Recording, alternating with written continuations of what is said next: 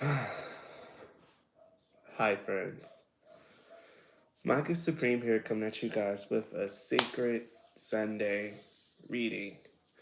So, for those of you who don't, let me not cross my arms. For those of you who don't know, uh, Sacred Sunday is a time where I get to spend my time communicating with the Most High Divine Source, Father, as I affectionately call him. Um, this is my time to really connect, to channel a message, to really sit here and connect with the divine source energy. Um, Oftentimes, when I'm doing readings, I'm just going to angels or spirit guides and ancestors. But Sacred Sunday is where I go and hear it directly from the horse's mouth, so to speak. I think that might be a thing. Um, I don't know how many more of these I have left to do. Uh, I don't know. This might end up being like my last Sacred Sunday for a while, but we'll see how everything plays out. Um, but yeah, this Sacred Sunday is titled Peace. Um, a lot of you guys are aware of what's going on in my life. Um, I had to announce it just because it directly affects the channel, and I didn't want you guys to think that I just like disappeared off the face of the earth. And depending on how long it's going to take me to read to start posting again, but yeah, I just had to really make sure that I was truly at peace. I said I was, and today I had to meditate and really make sure that I am, and I'm at peace. Because the first thing that I had to ask myself today when I was in meditation, when I first woke up, was, do I regret it? Do I regret any of the choices that I made that led me here? No, I don't. Only thing I do wish is that I've been a little bit more patient before I decided to come here and to choose this place and to stay. The landlord seemed okay, and he is okay. You know, at the end of the day, people want their money. Money is their god. And I understand that from an entirely human perspective. So, there's no ill will, no hard feelings. So, he's human. But if I had any regret, I would have probably stayed in the shelter for a little while longer and maybe just found like my own, like rented a place, no matter how long that might have took. But that's like my one and only regret. But other than that, I'm at peace with my situation. If I do have to go through everything I have to go through, I'll do it with peace. I'm just more so grateful for the fact that my problems in my life now, even though financial issues is like a reoccurring and running theme, the nature of it changed. Before, it was because I was just fiscally irresponsible. I was young. I was spending my money on a lot of things. Now it's just like I'm just glad that my problems aren't really emotional anymore. A lot of my earlier struggles in life were, yeah, it had a lot to do with finances, but it was more so my internal struggle. Me dealing with self esteem issues, having a hard time regulating my emotions, just being hurt, offended, and feeling unhappy in the world.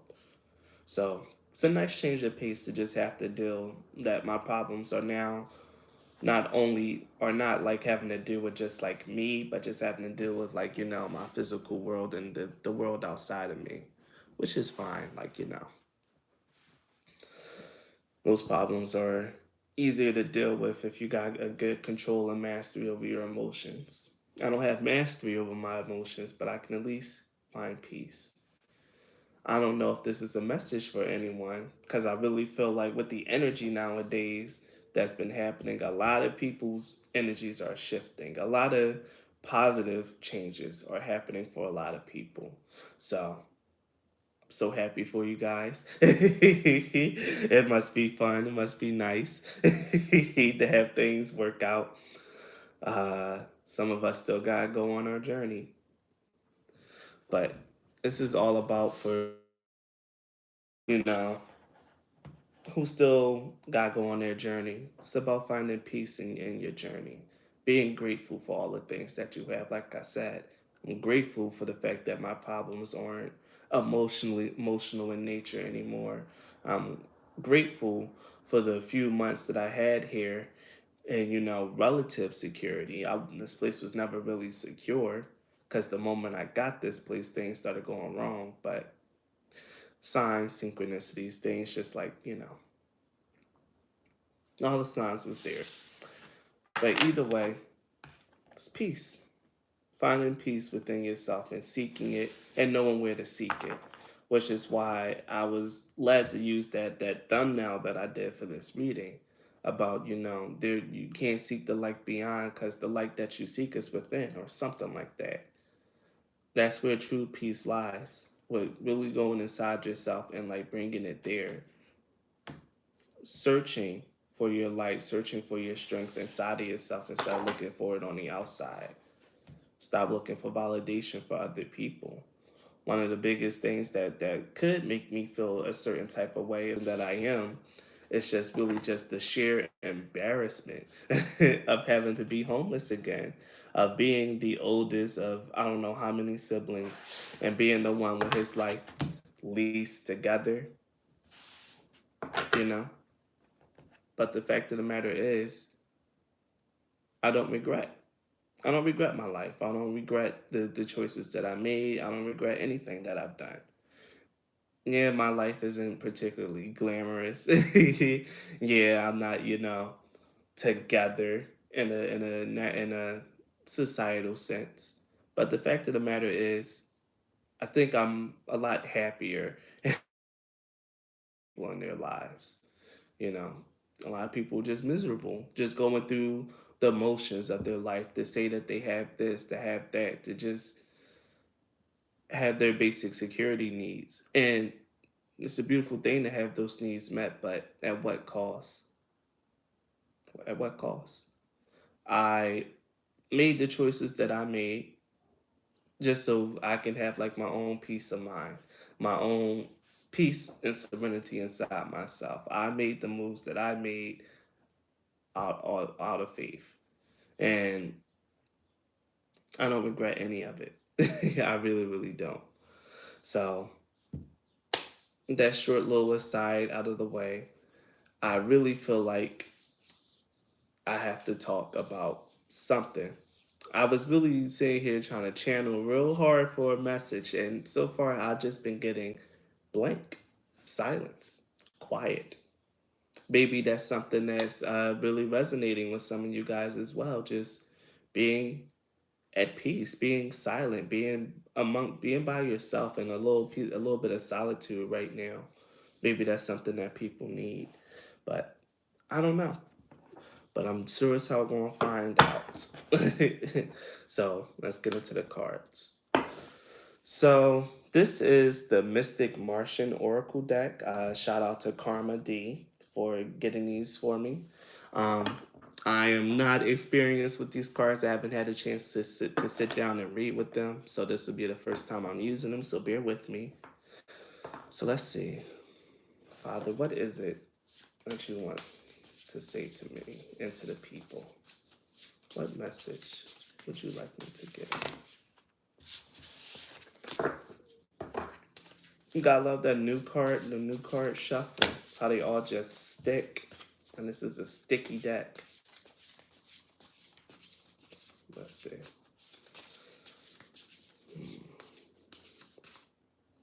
Okay.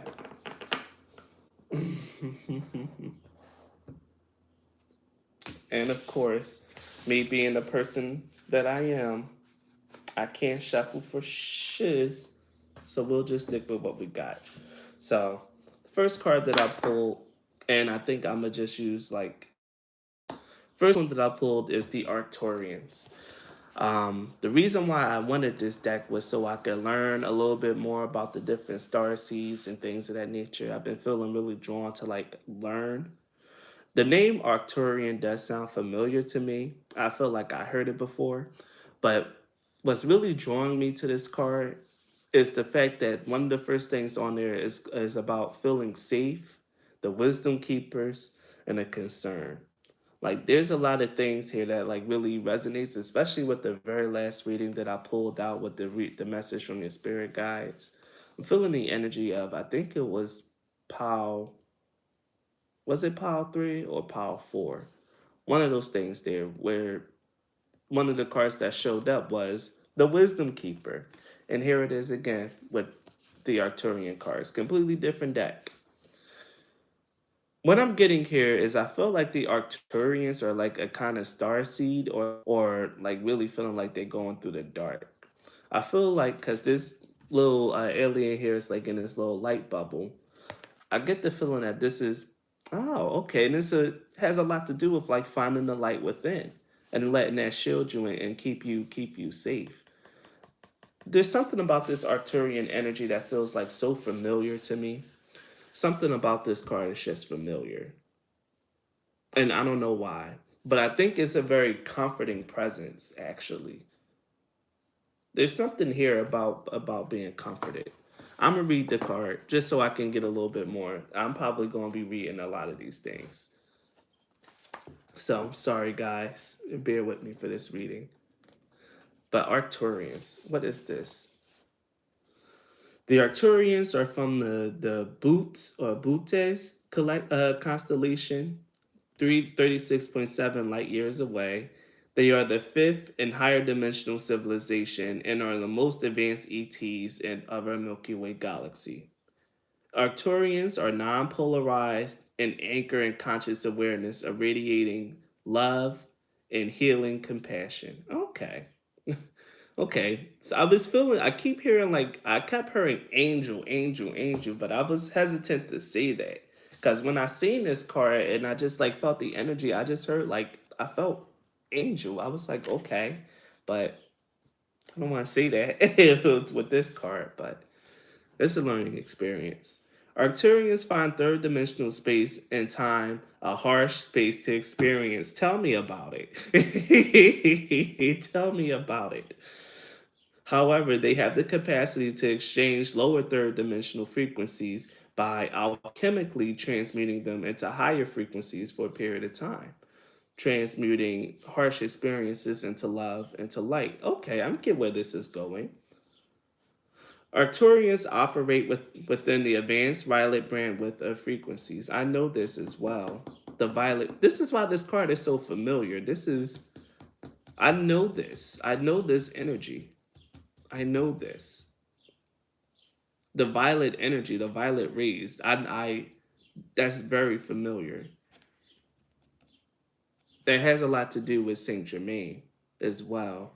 The violet rays, or at least like that type of dimension, is a very high level of vibration. I know it. I know it. Like I keep saying this, like I know this. I had a dream one time where I was going on I was on a bus and things wasn't really like looking well for me. Like I was really struggling. I was really feeling sad. No, was I feeling sad? Yeah, I was feeling sad, and I was on the bus, and I had to go out into the world to find signs of God in the world. And I was just on the bus, and I was feeling really really down. But words came to me like inside my head. The whole dream went like black, and like written in flaming letters were words that I had to read. And I read those words in my dream. And then when I read those words in the dream, I opened my eyes and they were purple. They were glowing violet. That color, the violet rays, that's very familiar. It has a lot to do with the crown chakra and wisdom. That was a very powerful dream. And I had it a while ago, like towards the beginning of my awakening. This is something of a very high level energy of transmuting like very lower, denser vibrations of like shame, regret, fear, and anxiety, turning that into something that's a lot more positive and learning how to like really turn that energy into light and into power is what we talk about all the time in current spheres of spirituality of transmuting negative energies. This is exactly what this is about. Um, which assists the Arcturians operate within the advanced violet bandwidth of frequencies, which assist them to remain peaceful and connected to all. Wow. And this is why okay. No wonder this had to be the card to come out. Period. They are gentle, private, and quiet race overall, and are amazing time travelers of the universe with the finest starships and state of the art crystal driven technology. They do not use primitive computer generated technology. They operate and navigate their ships purely through auras and conscious energy. Okay, so like McGann. Arcturians vary in size, some tall, others very small. Their skin colors vary from a range of blue tones to green. They have profound telekinesis and no sickness at all. Arcturians have extensive wisdom and cosmic knowledge. The Arcturians were historically responsible for assisting the Pleiadians into ascended awareness during their collective consciousness shifts. Okay, so they're older than the Pleiades. That makes sense. The Pleiades is the seven sisters, for those of you who don't know. The Pleiades is a very ancient constellation. It was even referenced back way before the time of Christ, like way, way back when. So the Pleiades is like a group of star clusters that's like very, very close to our planet. And I pulled this deck out as well. And the Pleiadian activation has a lot to do with just very supportive energy. Like, I don't know. I'm really bad at explaining star seed stuff. There's people out there who can put this in so much better words and so much more knowledgeable. But to me, this is just I'm connecting dots here.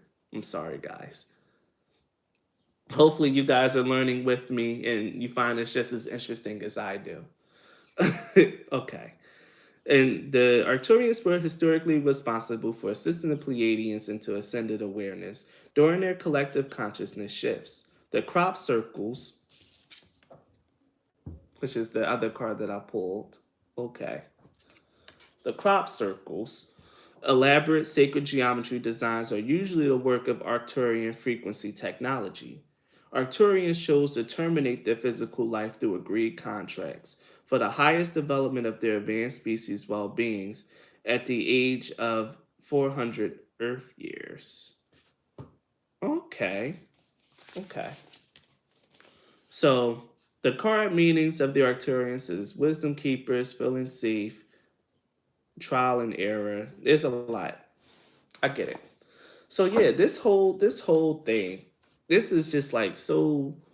For some reason, this feels like really deep. Like I said, when I pulled the Arcturian card, it just felt familiar. Like I knew this energy. And then I ended up getting crop circles about, the messages, the signs, like it's all there. And I even mentioned briefly about there being signs before everything happened. To me, this really feels like the energy of like really being heavily supported, like really being heavily supported, and like really recognizing like it, which was another word that came to my mind when I was going to title this video, recognizing your dunamis. Dunamis is an old Greek word for the power, the light that's inherent inside of you, your will. The Greeks had a word for that light inside, and they called it dunamis. I think it's Greek, could be Latin, but pretty sure it's Greek. Dunamis is all about your intrinsic will, your intrinsic power, and I feel like this Arcturian card is like really calling towards some of you guys, like if this reading is resonating for some of you, it's calling towards that intrinsic power that you have inside of you to turn your darkness into light, to really take whatever it is that you're going through and really turning it into wisdom, into learning, into a positive experience, a positive learning experience, which is very resonant. Ooh. But with crop circles showing up here, the crop circles is about messages, curiosities, and signs. I actually read this card because it came out for me when I just pulled these cards just a little bit for fun.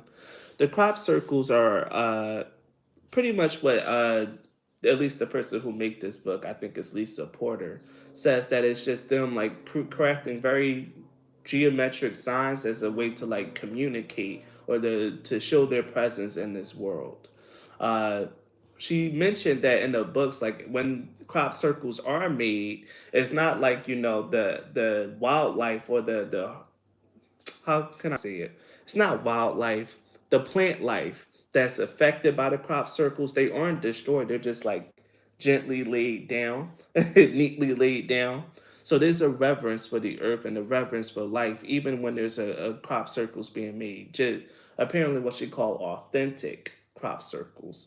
I feel like a crazy man talking about this. I could sit here and talk about angels all day, but I draw the line at aliens. I draw the line at aliens, but we're going to push through.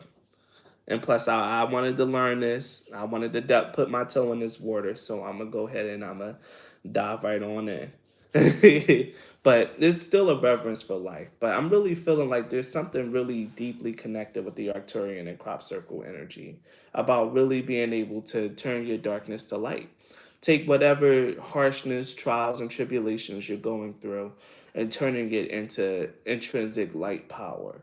And the crop circles to me is just more like a confirmation and a reaffirmation of that power. It's like this is direct communication, probably from this Arcturian energy. For those of you who really get into the starseed stuff, you probably can tell how profound this is. Probably more so than me, if starseed and these kind of if this kind of thing is your thing.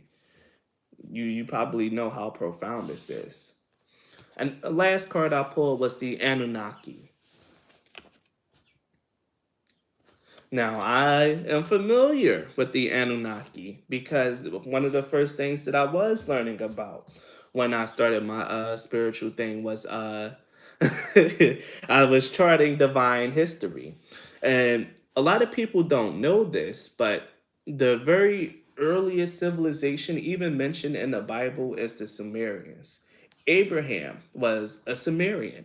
A lot of people don't know this because they don't really know too much about like that history. But Abraham was from Ur, which is UR, and being from Ur is like that one. It's like this one little haven of this deserted area, and I think in Assyria, at what it was at the time, because the people of Ur eventually became the Assyrians, the people of Syria. So Syria is like the cradle of civilization for the most part. There's still the African migration theory. We're not going to get too much into the history, but the Bible picks up with Sumerian history and with everyone around Abraham worshiping the Anunnaki. Everyone worshiped the Anunnaki. Like the Anunnaki were the gods. Um, but Abraham was the only one was the only one who kept father in his heart, the only one who gave reverence to him, which is why, father presented himself to Abraham. Like he was like, okay, you're my one. Like everyone around you is worshiping these guys, and you're the only one worshiping me. You're the only one that haven't forgotten me, which which says a lot actually. This is very deep stuff. Like I don't know if I really want to get into like my own religious like spiritual theories on the origins of God and things of that nature. But there's still so many things like life was happening before the Bible started, okay? The fact of the matter is people were doing their things, they were worshiping everyone, but it seems like the Most High was being forgotten in the midst of everyone, in the midst of all the other guys being worshipped. He was almost forgotten.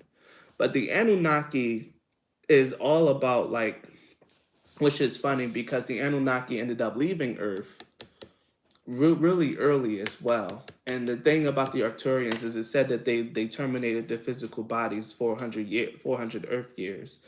Something inside of me felt a connection there.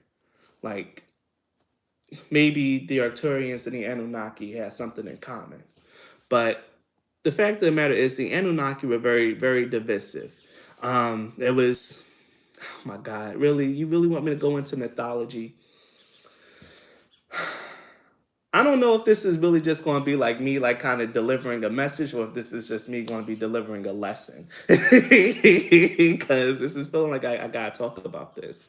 The Anunnaki, way back when, were very divisive figures. Their Sumerian myth is very detailed, very long, and there was interaction between the gods and the people.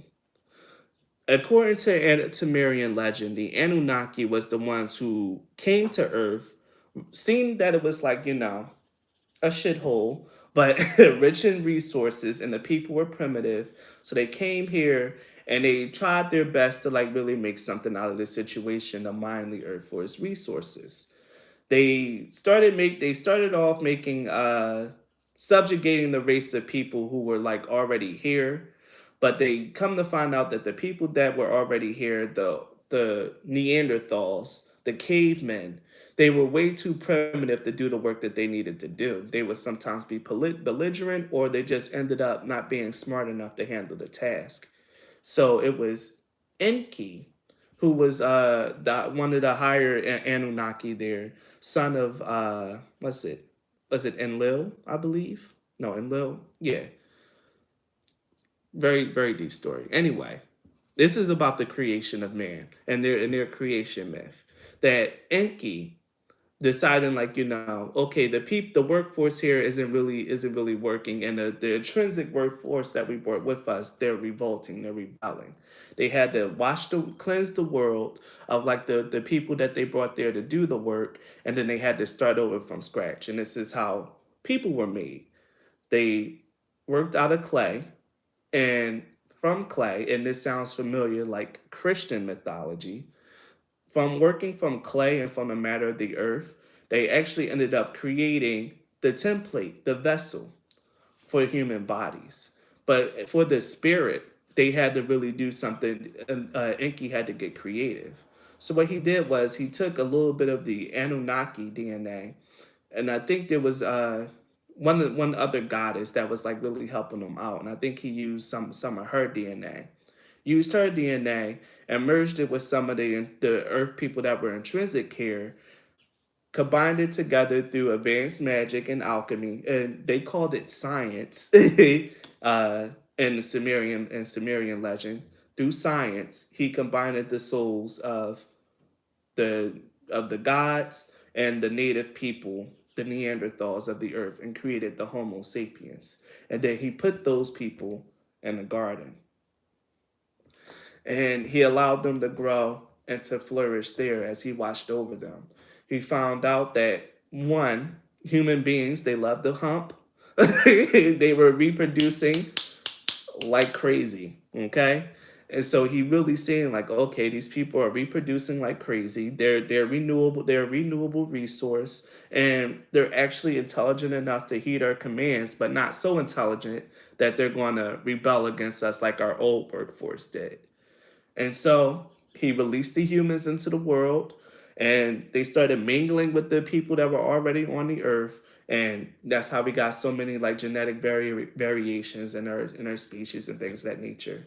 But mind you, that this myth is hundreds of thousands of years old, but it brings a lot of things that that's feasible in our current time. I don't know why I went on this big tangent. This is just me nerding out because I really love mythology. If you didn't know, I really love these kind of histories. But anyway, the Anunnaki were very polarizing. They didn't really like the fact that Enki created these little things. They're too smart. Like how about we just like kill them all? And this is what his brother wanted to do. I think is Enlil, not Enlil, but Enlil or something like that. He's like, how about we just, must be a sign, has to be like, I'm just going some this is going to have to resonate for somebody. I'm like I said, if I don't have me come on here and look like a fool. So the fact that I'm talking so much about this gotta be true for somebody, or maybe it's just me talking soul memories, who knows. I really feel like this is a soul memory that I'm expressing, and why it means so much to me. But uh, Sumerian culture because it parallels a lot of Christian myths. It really does. The creation story is somewhat similar, and guess what? There was even a flood in Sumerian. This is where I was getting to. The head god was like, okay, I understand. This is colonizing this planet is too much work. Like it's too much work. We're doing too much. It's causing too much trouble. So let's cause a flood. We're going to kill them all. This is what it's going to be. But it was Enki who really went through the trouble of finding at least one good human to advocate for and to save. I don't know why I really feel like I need to say this, but I said it. The Anunnaki, polarizing figures, conflict, drama, interest. This could be something that's going on in your life. I'm losing my audience. Apparently, mythology is a little too you guys are here for messages, not here for lessons and learning. So what? I'm gonna say it anyway. Learn your little something. But yeah, we can move on from that. I really felt like I had to like go deep in that though. I really felt like I had to like really see that. Like I don't know. But yeah, the Anunnaki represents controlling drama and conflict. This could also be about on a more mundane level and less about like the lore behind the cards. The more mundane level. This could be about like releasing your control. We love mythology. We love the mythology talk. Thank you. I'm glad someone does. I'm not just out here nerding out all alone. Because I really think it's really interesting how Christian myth. A lot of people think that oh, Christianity stole from Greek and all this other stuff, but I really think that Sumerian myth is like really one of the first. Uh, Easter, maybe some people. Oh, it's Easter. Oh, it's a holiday. It's a holiday. I didn't know that. Didn't know that. You see how I don't keep up with the times. It's Easter. Easter Sunday. Okay. Wow. No wonder I'm talking so much about Christianity right now. Even though Easter is a pagan holiday by trade, but whatever. Um, yeah. It was just like an interesting parallel there. And it could also be a message and a sign of how everything is connected. Like everything has always been there. Only thing you gotta do is just know where to look. Seek and you'll find. So let's pull some more cards. Let me get on with this reading and stop nerding out. I knew I should have practiced with these cards a little bit more because now I'm just over here just being so inspired. I needed this reading. I honestly did for myself because this is very personally resonating. I get the deeper messages that's just being downloaded into me. Okay. Why are all my cards sticking today? Like nothing just wants to like come out. Everything is just like, take us all, please.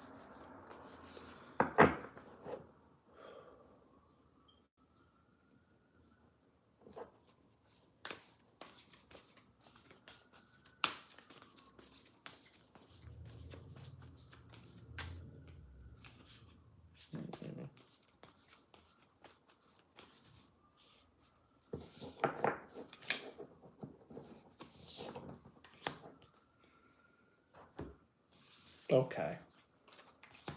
Now we're here. Now we got it. Remember I was talking about the Pleiades? Here's the Pleiadian activation card. But yeah. And the Akashic Stargate is very familiar as well. Uh but when I was thinking about what I wanted to name this reading, I was hearing portals, portal, and that's why in the thumbnail is the Ouroboros, or like the snake, the circle thing with the portal in the middle. And I was really feeling the energy of a portal. there's the energy of like a big transition and a change that's happening. And this could have a lot to do with my personal life, but this could also resonate for you guys as well. But the Akashic Stargate coming out at the bottom of the deck is no coincidence to me. I wanted to call this Stargate. At least last night when I was thinking of it, what was I going to call this Sacred Sunday reading? I heard Stargate, and I was like the show. I wasn't going to do that, but now here it is, the Akashic Stargate, reflecting on what this reading was going to be about. The Akashic Stargate is about being aligned with purpose, crossroads, and no wrong path. And this connects to my little vitamin Todd that I had earlier when I first started this reading about how I don't regret my choice. I don't regret my decision. I I don't, because I know that I'm aligned with my purpose and everything I done that's right. The Seraphim Gateway coming out is all about being in attuned with your divine support. And the fact that it came out under the Arcturian card, like I said, I felt angel energy from the Arcturian card. And now the Seraphim is coming out right underneath it. The Seraphim being one of the higher classification of angels. Like, there's something very significant about this Arcturian energy. But it's also about being aligned with your angelic support and angelic attunement and divine support. And I felt the same thing from the Arcturians support. No matter what you're going through in your life right now, know that you are being heavily supported. And you have, again, the sword of light here representing divine protection. Divine protection, chorus cut, and breakthrough energy. Like I said, if you chose Power 4 in that very last reading, that energy of a breakthrough coming through is exactly the same rune that I pulled for you guys. The Adwas rune. The Adwas rune is about a breakthrough, and here it is again. Breakthrough energy and divine protection. And it came under the crop circles, which is about messages and signs. You are so protected, no matter what it is that you're going through. You need to make sure that you keep your energy as light as possible and as good as possible. And I'm hearing trust. This is all about trust and faith. Like, no matter what it is that you're going through.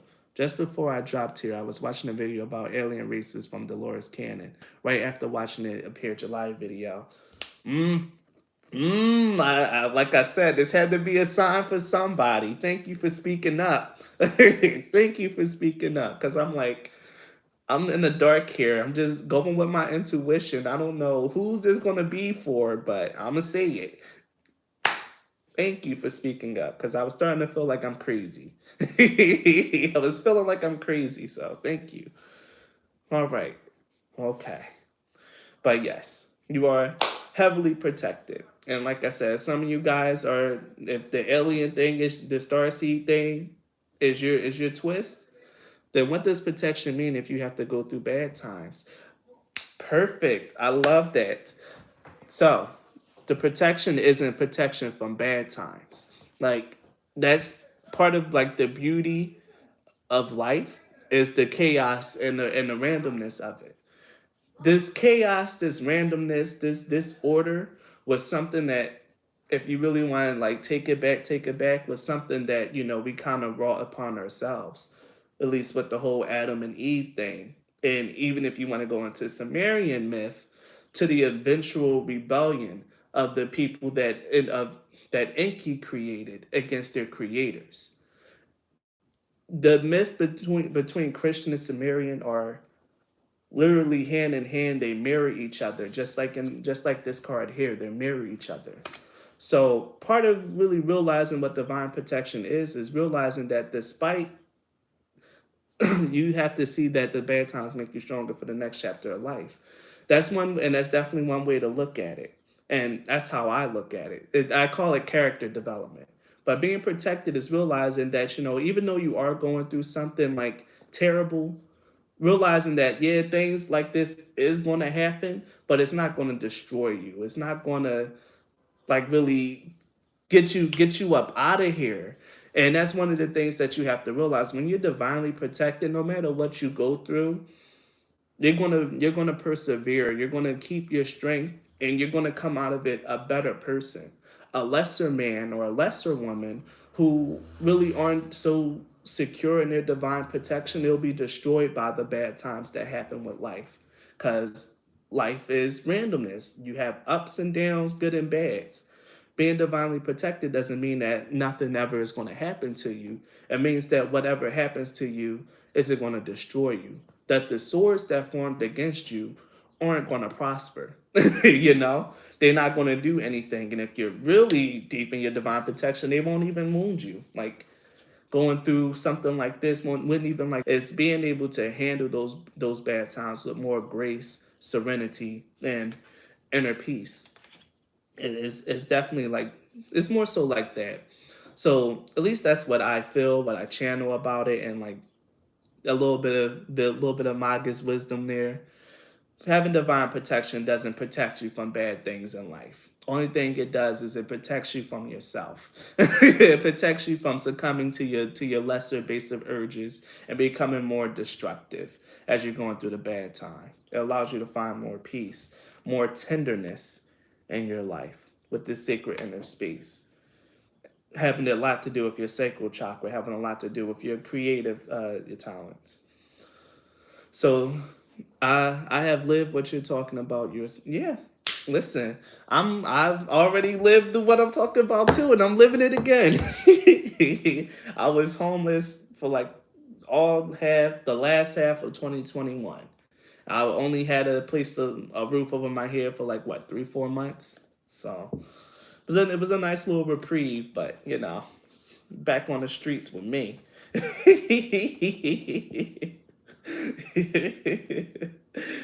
uh, I'm glad I can laugh about it, cause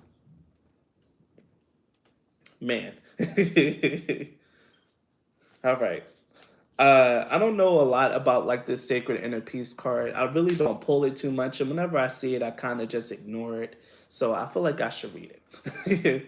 The sacral chakra is found below the belly button and is the energetic space that governs our reproductive system and all forms of expression connected to it.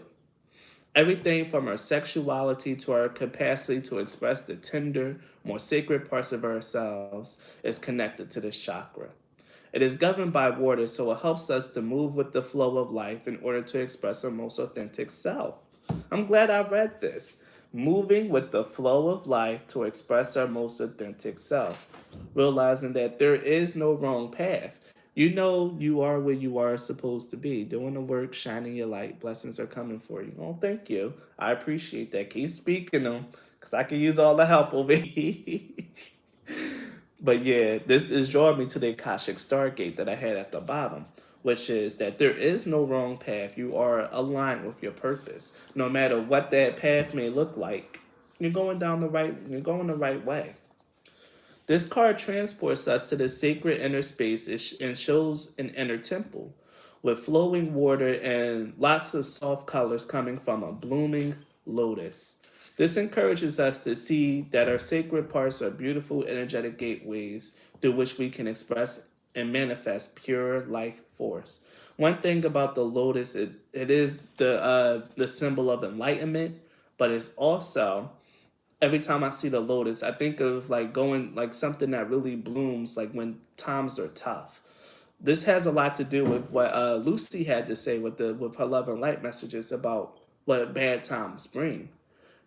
It really fosters a sense of resilience and perseverance. Like that, even a lotus flower, something so beautiful, grows in the mud. Like really, it grows in like the most nastiest and dirty environments, but it's such a beautiful thing to see because it can be itself, its most beautiful self, surrounded by muck and garbage.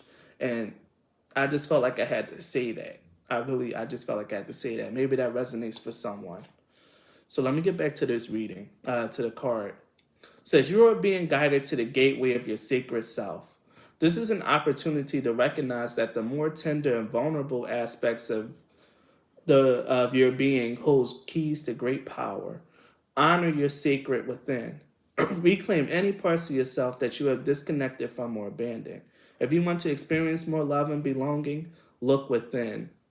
The reason why I had to choose that thumbnail, everything is connected. There's a huge lesson in finding love within yourself. Realize that false narratives has been floating around your energetic field. Stories that have discouraged you from from you expressing yourself. You may have even been lied to and told you aren't beautiful. This card is here to remind you that you are beautiful, and more importantly, you can create beauty in the world. Recognize that you hold the power of the universe within, and then you'll find your flow. Again, about going and seeking within. This is a big message here about this, about not caving into the conflict and the drama of your life. Really learning where it is that you come from. Well, I had to go deep into the origin stories of humanity, about realizing where you come from. I'm gonna wrap this reading up soon. You guys know I don't like my Sacred Sundays to be too long. So I'm gonna pull one more set of oracles. I don't know if I should do my shaman oracle or my moonbeam magic. I'm gonna do one of both.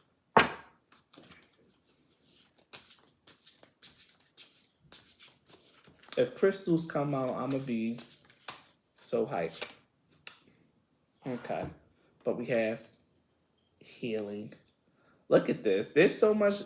Look how rainbow in color all these lights are. Like, this is just such a bright and colorful ass reading. Looking at all the cards here, I really, oh well, it doesn't matter now, but I really needed a camera so I can like really, or a ring light so I can like show the cards off more.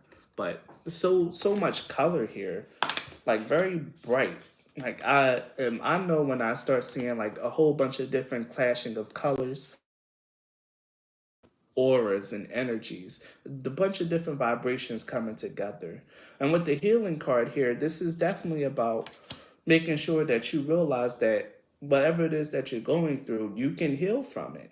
I'm gonna read this healing card as well. I just felt like I just been reading cards this whole time. This whole reading, I'm reading cards. I don't always read this much. I do channel a lot, but the messages from the book is gonna have to suffice. This card reminds you of your awesome power of healing. Healing is something you do for yourself, your relationships, or by sending healing to others. All healing swirls and revolves around love. Hearts, minds, souls, and spirits heal with love. Healing, loving vibrations create harmony in your life. Here's an affirmation. I heal myself and others by sending out harmonious, loving energy to the world. And this is Arcturian energy. Again, like it says, they're compassionate, they care, and they radiate love and light. And that's how they communicate and transmute the energies of the third dimension of this world through love and light. That's how they get rid of the harshness. That's what we were talking about with divine protection. That love, that light energy, this healing energy that surrounds you and allows you to take whatever it is that you're going through and turn it into beauty, into love, and into life. Very, very resonant message. Even though like this was kind of a mess for me, I was doing a lot of channeling. I mean, well, a lot of what I felt was random channeling. The message still came through in the end. Like, I like it. I like this a lot. The message is here. You just got to search for it. So I'm sorry if this just seems like I was just talking a bunch of nonsense for so many minutes straight. I need one more card from this deck. Let me channel, Keenan. Stop running your big mouth. Focus.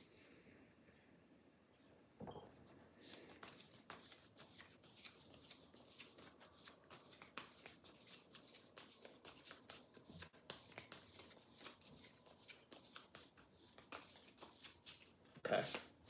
Oh, okay. This is the card that wanted to come out, and I completely ignored it, and I started shuffling again. But it's joy, teaching and joy. It's like no, motherfucker. This is the card here. Shut your mouth and pull these cards. Joy. Teaching is all about life lessons, like point blank. Period. Whatever you're going through right now is a learning moment for you to realize the healing power of love. Okay? To Connect to your intrinsic power to know your roots, know where you come from, and know who it is and what it is that supports you. That you have the power to take whatever it is that you're going through and through love and in harmony, because love is the greatest force in this world. Yes, they will come off their mental, and I always have to be reminded of that because I just do not be taking cars that I know I should. Through the healing power of love, okay? Come on out here. I'm feeling real Sailor Moon vibes again. Through the healing power of love, okay? Your life can change and turn around. This may sound real hippy dippy, real woo woo, but believe it, okay?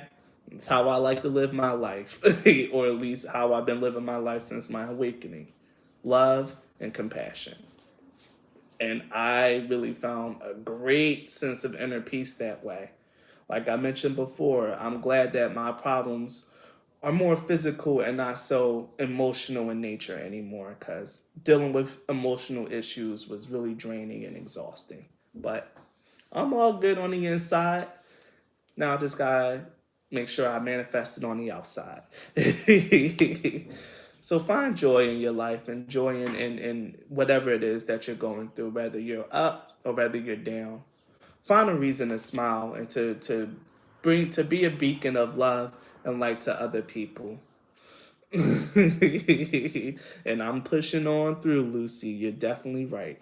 So thank you guys for being with me. This has gone on way longer than what I would like.